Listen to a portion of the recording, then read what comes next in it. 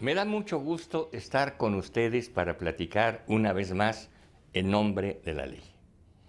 En esta ocasión vamos a platicar y nos complace mucho con el doctor Epigmenio Mendieta, quien es un muy destacado especialista en cuestiones del ámbito del derecho penal y del derecho procesal penal.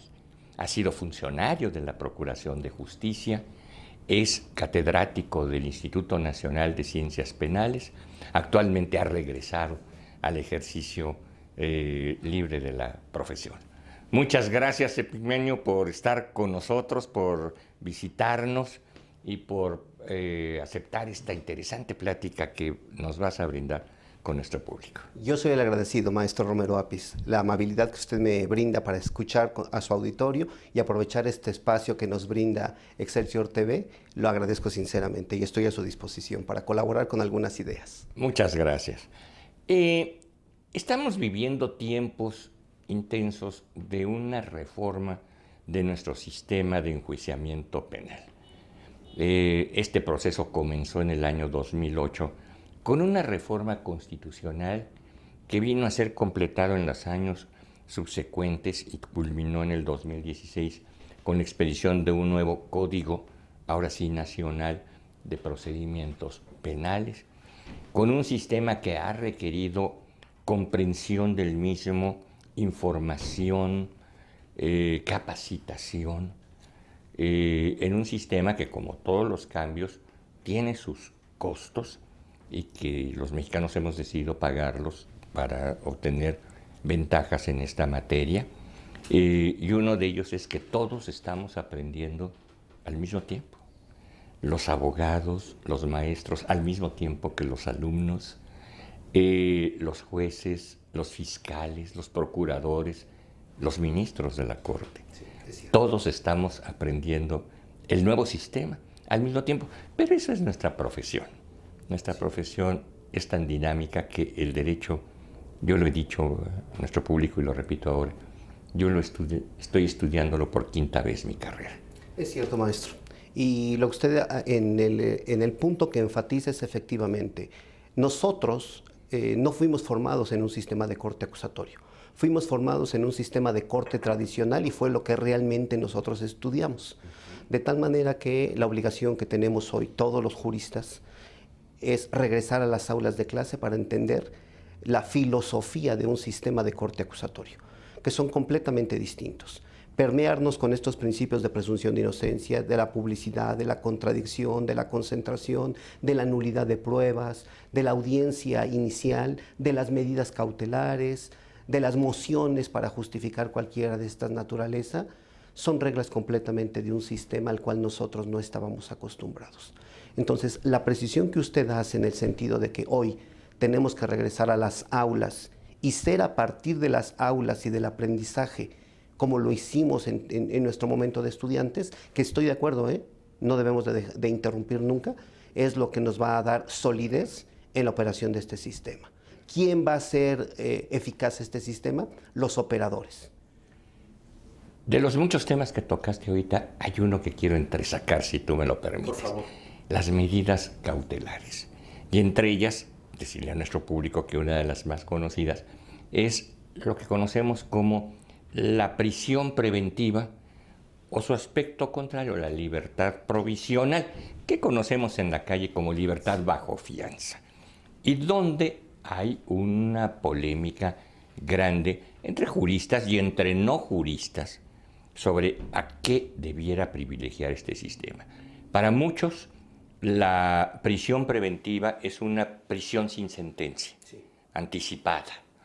Para otros, la libertad bajo fianza es una simple multa, sí, que convierte un delito que a veces es muy lesivo en una simple multa y el causante, el responsable, se va a dormir a su casa o se va de fiesta. ¿Qué tenemos? La medida cautelar se convierte en una parte importantísima del proceso, maestro Romero Apis. Y déjeme planteárselo así. Esta medida cautelar se va a discutir en la audiencia inicial, también conocida en algunos sistemas como preliminar. Eso significa que entonces que la gente del Ministerio Público ya tuvo la oportunidad de integrar su carpeta de investigación en una etapa previa, que es la audiencia inicial.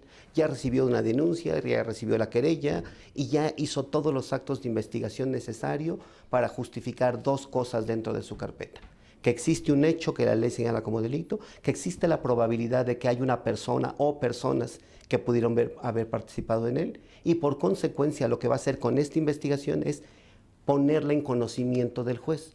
A eso le llamamos técnicamente judicializarla. Pero una vez que judicialice este asunto, la pregunta es, ¿el imputado tenemos la garantía de que va a regresar al juicio? ¿O una vez que lo citemos ya nunca más va a estar con nosotros? Pues entonces, el propósito de una medida cautelar es garantizar lo siguiente. 1. ¿Estará disponible para el juicio? ¿No va a evadir acción de la justicia? ¿Con su libertad no se ponen en riesgo los instrumentos, objetos o productos del delito? ¿No corre riesgo la víctima? ¿No corre riesgo la sociedad con su libertad? Y uno más. ¿Tenemos la seguridad que no va a utilizar las bondades de un sistema de corte acusatorio para hacerlo una puerta giratoria? Todas estas características que le doy, maestro Romero Apis, se convierten en un instrumento. Si usted me pregunta entonces qué es la medida cautelar, yo le diré a usted que es una medida de carácter instrumental que le sirve al juez para garantizar los fines del proceso. Esa es la primera definición que podríamos tener. Pero ahora viene la segunda. ¿Qué medida cautelar, de acuerdo con lo que usted me pregunta, es la idónea y pertinente para una persona determinada? Y la respuesta es, en cada caso, cada persona puede requerir particularidades que pueden justificar sí o no la imposición sí o no de una determinada medida cautelar. ¿Siguiendo qué reglas?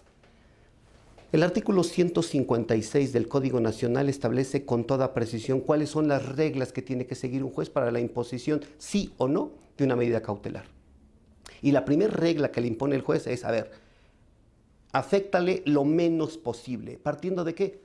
De un principio previo, que es la presunción de inocencia, estándar de prueba y trato procesal. Entonces, este se llama principio de mínima intervención. Pero ahora, ¿en todos los casos será mínima intervención? No.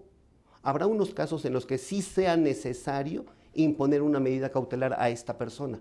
¿En virtud de qué?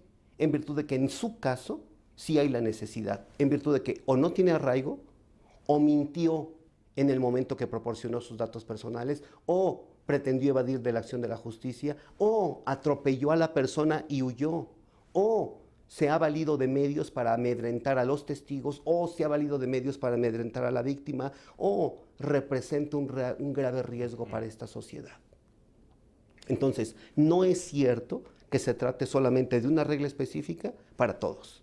Las particularidades de cada uno de los sujetos pueda perfectamente justificar el mayor o menor grado de la medida cautelar. Entonces, tercer punto. Efectivamente, una de las medidas cautelares, maestro, la más lesiva o la más grave de todas es la que usted mencionó, prisión preventiva. Es la número 14. ¿Cuántas existen antes? 13 más. 13 más mediante las que se puede justificar plenamente que a través de otra medida se puede tener a esta persona en el proceso. Esto arranca de algo que es ya histórico, pero que me gustaría comentarlo ante nuestro público. El proceso penal es quizá el único proceso, en muchos países el único proceso, que no puede caminar, que no puede llevarse a cabo sin la presencia del acusado, entiéndase, o del demandado. Cierto. Todos los demás procesos pueden caminar hasta sentencia incluso, y hasta ejecución de sentencia, sí, sin que comparezca el demandado. Cierto. Y aquí es donde viene una atrofia cuando el acusado se evade, se fuga, que suspende el proceso. En la etapa en la que vayan, deja de caminar. Y ya no vuelve a caminar hasta que otra vez vuelve a comparecer por su voluntad, sí, o por la fuerza, por una recaptura. Sí. Incluso puede ser que prescriba el delito en ese tiempo. Sí. Y a veces, cuando veo estas discusiones, he pensado, y te voy a parecer un salvaje, cambiar esa garantía del habeas corpus y hacer que el proceso penal camine con o sin el acusado, si está ausente por su voluntad. Si se fugó, que el proceso camine. Y a ver, no sé, habría que preguntárselo a los criminólogos, si esto generaría el mismo incentivo o si entiende que le va peor no estando que estando. Un derecho sustantivo, y entendiendo por derecho sustantivo o derecho fundamental que está dentro de la Constitución y también reconocido así por los tratados internacionales suscritos y ratificados por México, concretamente del artículo 8 de la Convención Americana de Derechos Humanos, salvaguarda como una regla del debido proceso, es que el imputado esté perfectamente enterado de qué se le va a juzgar y presente. Con un propósito muy claro, maestro, es ejercer el principio de contradicción, él directamente o a través de su abogado. Yo creo, y me adelanto a esa discusión, que se estaría violentando uno de esos principios, el hecho de que no pudiera hacer ese ejercicio de contradicción. Al no poder contradecir a las personas que deponen en su contra o las pruebas que se presentan con la finalidad de acreditar su responsabilidad, pues me parece que se estaría yendo en contra de una de las características que sí tiene un sistema de corte acusatorio, que no tendríamos problema quizá en otro tipo de sistemas. Claro, claro. Incluso si esta regla de retrotracción constitucional la hiciéramos después de la audiencia preliminar, si cuando ya está enterado de todo lo que se le acusa, ya está enterado de todos los derechos que tiene, de todas las imputaciones que hay en su contra y que está abierta y a su disposición la causa para defenderse. Y él decide ya no defenderse, irse. Y como decidió ya no defenderse e irse, ya se quedó sin avanzar el proceso. Y fíjese, y, así, y se quedó sin avanzar la víctima también. Y fíjese que eso se traduciría efectivamente en una obstaculización del procedimiento y con eso se estaría afectando uno de los fines de nuestro orden público.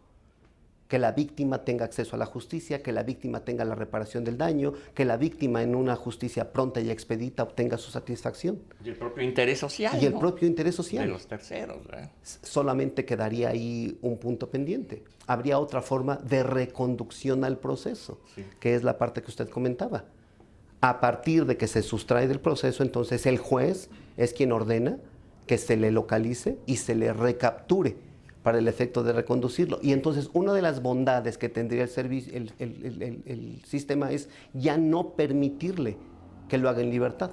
Ahora tendrá que ser privado de su libertad para que se cumplan estos principios que dijimos, pero bueno, ahora privado de su libertad. Bueno, fue una interrupción que hice para estas cosas. Pero qué interesante la discusión, ¿eh? Sí. Desde luego. Vamos a una brevísima pausa y regresamos para continuar con nuestra interesante plática con Epigmenio Mendieta.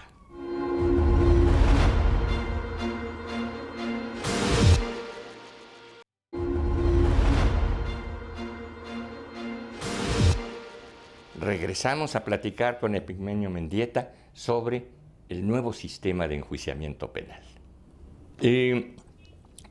¿Cómo estamos ahorita? ¿Cómo está funcionando en estos primeros pasos, entendiéndose por 2 años, estos primeros pasos? Y conste que en estos 2 años no han entrado en vigor en todos los casos por el sistema de diferimiento del inicio del procedimiento. Sí, ahorita todavía tenemos 2 procedimientos. Hay juicios que se llevan con el procedimiento nuevo y en la sala de junto hay un proceso que se está llevando con el procedimiento antiguo. Sí. Maestro, la implementación y consolidación de un sistema de esta naturaleza no va a ser algo que pueda transitar en 5 años, ni tampoco me atreveré a decirlo en los próximos 10. Y lo digo con toda sinceridad y voy a explicar por qué. Maestro, culturalmente hay quien dice que tendrán que transcurrir 40 años para que este sistema tenga arraigo en nuestra sociedad y que lo podamos entender como nuestro. Yo no comparto esa idea. Yo pienso que lo podemos hacer con mayor prontitud. Pero lo señalo cuáles son los aspectos que señalan los académicos por el cual consideran esta necesidad en el transcurso del tiempo. Hay quien piensa que culturalmente no estamos preparados para el perdón. Hay quien piensa que no estamos preparados para el efecto de los mecanismos alternativos de solución de controversias. Que son, por ejemplo, los arreglos entre las partes. Efectivamente, el acuerdo reparatorio, la suspensión condicional del proceso. Hay quien piensa que tampoco estamos preparados para que el imputado con valor civil acepte frente a un juez que sí cometió el hecho y está dispuesto a recibir, a cambio de su aceptación de responsabilidad, una pena menor a la que le podría corresponder. Y esto lo tenemos a través de un procedimiento abreviado. Y la otra, que culturalmente también no vayamos al juicio a mentir. Culturalmente en otros países del mundo es mucho más grave pretender ir a engañar al juez o a mentirle que la propia comisión del ilícito. Estas características que yo le comento son las que hacen que los académicos piensen que nosotros necesitamos un trance de aproximadamente 40 años para que culturalmente podamos aceptar esta integralidad en nuestro comportamiento como mexicanos. Yo pienso que sí podemos hacerlo y pienso porque yo pienso que todas las sociedades son capaces de adaptarse a estas reglas de comportamiento, pero lo único que necesitamos es reforzarlas. Voy al segundo punto. Implementar un sistema nos llevó muchos años, pero sí. Ahora, consolidarlo, ¿de qué depende su eficacia? Y retomo nuestra primera pregunta. Y la respuesta es del estudio, de la preparación y del compromiso de la renovación de cada uno de nuestros operadores. Le doy dos temas que son preocupantes. El talón de Aquiles de nuestro sistema hoy sigue siendo el policía, porque en él estamos delegando la parte más importante, que es la investigación. ¿Y sabe cuál es el nivel de deserción de los elementos de seguridad pública? Aproximadamente cada 5 años se renueva completamente el cuerpo de seguridad pública, lo cual significa toda la capacitación y toda la... Toda. Y sucede lo mismo con los peritos. Y sucede lo mismo con el personal sustantivo de las procuradurías. Y se van con preparación, con información. Con todo. Entonces, ¿dónde está la crisis de nuestro sistema? No hacemos atractiva la policía, no hacemos atractivo el servicios periciales y no hacemos atractivo el servicio público que podría prestar las procuradurías. ¿Por qué un ministerio público se siente atraído para prestarse al servicio profesional privado y no quedarse en la institución? ¿Qué lo hace irse? ¿O qué lo hace a través de esos centros de control de confianza? ¿O qué hace que el policía no quiera permanecer en la institución? ¿No tienen un proyecto de vida? ¿No tienen un proyecto profesional? ¿Ese empleo no les genera una expectativa para sus familias? Me parece que una de las cosas más complejas que están para la operación con eficacia de este sistema tiene que ver con la capacitación y experiencia de los operadores en casos reales. Eso es todo un tema de política criminal. Es un tema efectivamente de políticas públicas frente al delito. Que no se soluciona con el derecho penal. No. Y menos con un código procesal, por muy bueno que sea. No se soluciona así. Sí. Entonces, conforme vayamos avanzando en la operación de su sistema, esperamos tener ministerios públicos más hábiles y más diestros, policías mucho más eficaces en sus investigaciones, jueces mucho mejor capacitados, abogados litigantes con una mejor y una capacidad mucho más importante en su formación. Bueno, todos estos operadores, maestro, entonces responden a esto que acabamos de mencionar, capacitación, entrega. Sí. Pero cuando al Ministerio Público lo estamos renovando cada 2 años, pues entonces el problema más complejo se convierte entonces en las manos de un operador inexperto. Claro. Y eso presenta resultados, y no muy buenos. El Código Procesal es un manual para abogados y para jueces. ¿Sí? Es como el manual del propietario que está en la guantera de nuestro vehículo. Sí. Nos dice cómo operar el automóvil, no nos dice cómo manejar bien. No. Ni tampoco. No nos va a dar seguridad ni a nosotros ni a los peatones. No. Y ninguno de ellos toma en cuenta la habilidad que pueda tener o no pueda tener el conductor. Claro. Y funciona igual aquí. Podemos designar por perfil a una persona para ser ministerio público, pero no sabemos si en sus habilidades está conducirse con reglas de oralidad y es capaz de tener ese razonamiento en el mismo momento de la exposición para preparar el debate. Pero lo otro, una vez que lo saquemos de su script que puede traer preparado, de verdad, ¿es capaz él de recomponer y encauzar el debate para el efecto de hacerse cargo del debate que va a plantear el abogado? Toda esa problemática, maestro Romero Apis, ¿sabe dónde se logra? En las audiencias. En las audiencias. Ahora, al abogado inexperto, al joven abogado, ¿qué audiencia no relevante en la Procuraduría General de la República le vamos a dejar? Todas son importantes. Todas son importantes. Todas son relevantes. La oralidad no afecta los espacios de reflexión, de estudio, de discernimiento y de decisión del juzgador. Es decir, no le da, lo mete en una celeridad que puede tener pagos fuertes en cuanto a la reflexión, en cuanto al discernimiento de sus resoluciones. Yo pienso que es parte de la fortaleza de un sistema de esta naturaleza. Lejos de considerarlo que pudiera ser algo que perjudica, me parece que puede ser algo que beneficia, porque lo tendrá que hacer en la propia audiencia. Excepcionalmente, sí, el juez puede requerir de unos momentos de reflexión para organizar su idea. Pero parte de lo que están haciendo hoy los jueces del Poder Judicial de la Federación y cada vez más entidades locales es que ya no se retira de la sala a meditar, porque eso entonces nos generaría suspicacias en la toma de su decisión.